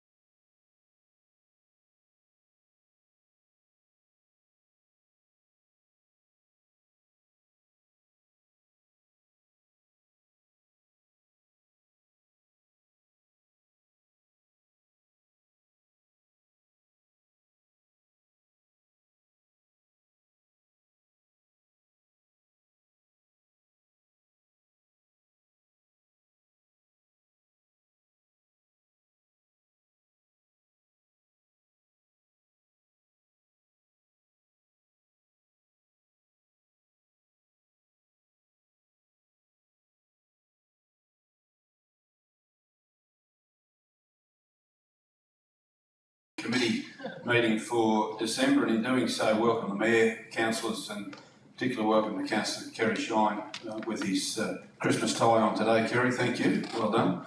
Appreciate you getting into the spirit. Welcome to all those in the gallery and the many hundreds watching via social media channels. Appreciate your presence today. I would like to begin the meeting by acknowledging the Aboriginal parties whose songlines traverse these lands we meet on today, the Western Waka Waka, Guyabal and Jarrawa peoples. Pay respects to elders past, present and emerging, for they hold the knowledge, rich traditions and bold ambitions of Australia's first people.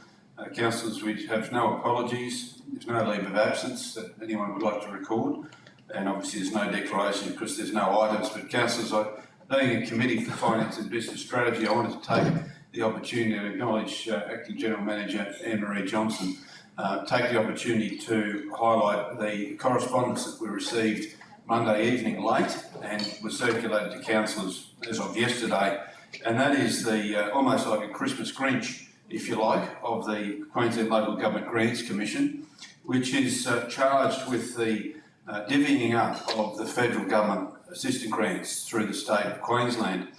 And to put that into perspective, councillors, we will see in the 22-23 financial year a reduction of some 23% of our financial assistance grant.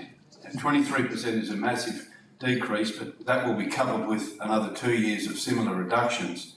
So for next year, for instance, as an example, this current year, $14.5 million we've been very fortunate to receive, financial assistance grants.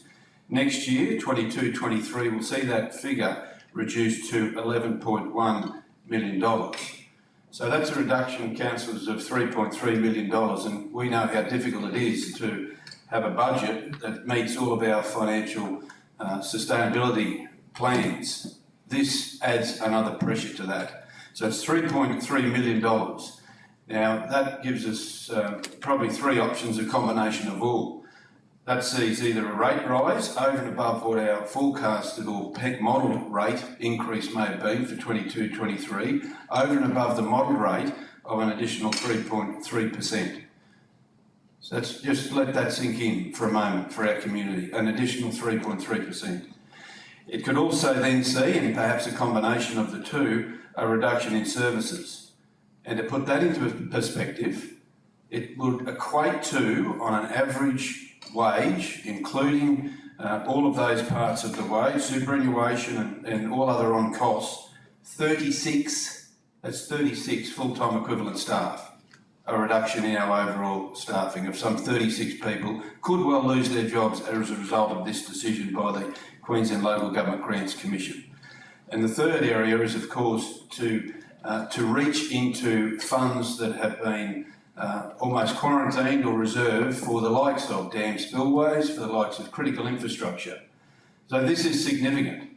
And if we couple that with over 3 years, it'll see a reduction from around $14.5 million this year to close to $7 million in 24-25. A reduction of around close to $8 million, a reduction of funds that we will not receive as a council for the community.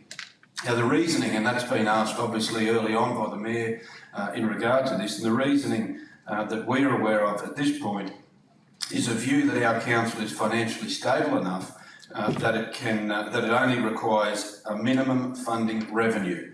And there's a variety of councils that are on this minimum funding revenue stream for financial assistance grants, and we are one of a few others that have been put into that bracket. What that means, in other words, is that we are being punished for actually being a carefully managed organisation. We're actually being punished for doing what is right and what is good for our community. So, Mr Mayor, I'm not sure if you wanted to make comment of this. This is obviously breaking news, if you like, only in the last 24 hours or so. But this is a significant hit to our budget, significant hit perhaps to services, a reduction of some 36 full-time equivalent staff, and a combination of all. I wondered, Mr Mayor, whether you as the Mayor and leader of this community might see fit to formally write to the State Government Commission, the Local Government Grants Commission, air those concerns for us, and if you'd like to make comment. Thank you very much, Councillor McDonald. Look, I just recently went through some of the figures of external funding that we in fact are receiving here in Toowoomba to support. And I think you've heard me on many occasions saying that external funding is absolutely critical to our community. There's no doubt about that. Given that some years ago there was a 1% of total tax take was handed back to local government, and it was a recognition, and I think it was a degree of respect for the role that local government plays in the community and the role they have in providing the essential community infrastructure that's so needed. So in 16-17, we got nearly 47 million. 17-18, this is in total external funding. This is above Grants Commission, of course, including all areas. And 17-18, 40 million. 18-19, 43 million, 19-20, 32 million, and 2021, 46 million. But the fact that the Grants Commission has decided, and in the discussion that I've had with the chair of that organisation, to give money to the councils that are struggling and penalise, as you so rightly said, those who've been successful in providing a very strong economic base. I think we all understand that the smaller councils are in trouble and they need additional support, but I'm not sure that this is the right mechanism, and I'll certainly be taking this matter up with all concerned as soon as we possibly can get a letter together and get it off to them. Thanks for the opportunity. Thanks, Mayor. So Councillor, just flagging that Budget Review 2, which is, as we've heard earlier, March, April, in that period next year, we normally receive a prepayment for the federal assistance grant in June. So therefore, this will affect the budget for this current financial year as well. So I'm just flagging that as we have these conversations around supporting a variety of different things, that the pressures on local government, particularly on our government, have just been added somewhat. So we need to keep that in mind. So it's not good news. The good news is, of course, that the Commission have made that decision based on the carefully managed finances that we have. That's the good news for our community. We maintain our sound with a neutral outlook. The difficult news for our community is that because we do so well, we get punished. And I guess that's the sad part of all this. However, we'll deal with it as we do, and the Mayor will certainly advocate in his usual fashion, and we appreciate that. So those few words, councillors, that's the end of the Finance and Business Strategy Committee for December. I'll hand over to the Mayor now to conduct the Economic Development Committee. Thanks, and Merry Christmas to you all on behalf of Councillor Shine and Anne-Marie and all of the group for Finance and Business. Councillor, if you don't mind, I might just very briefly conduct this one from here. Welcome to the Economic Development Committee meeting. Can I recognise all those online and all those in the room? There are no matters to come forward today, so in saying that, I guess it's appropriate that we close the meeting and hand back over to Councillor O'Shea.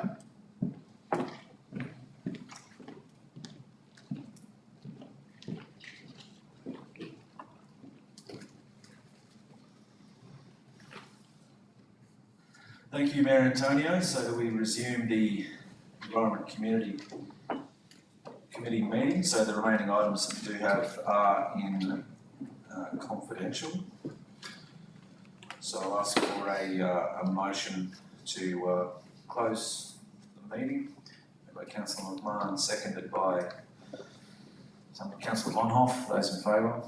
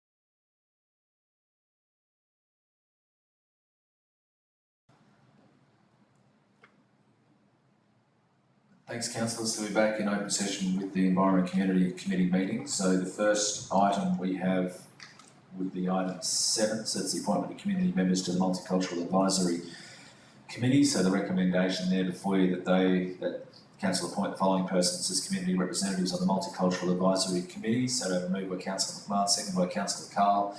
All those in favour? So it's carried. Takes us to item 8. And it's the Civic Administration Building Workplace Strategy and Functional Brief. So the committee recommendation is there before you, councillors. Do I have a mover? Moved by councillor McDonald, second by councillor O'Hara Sullivan.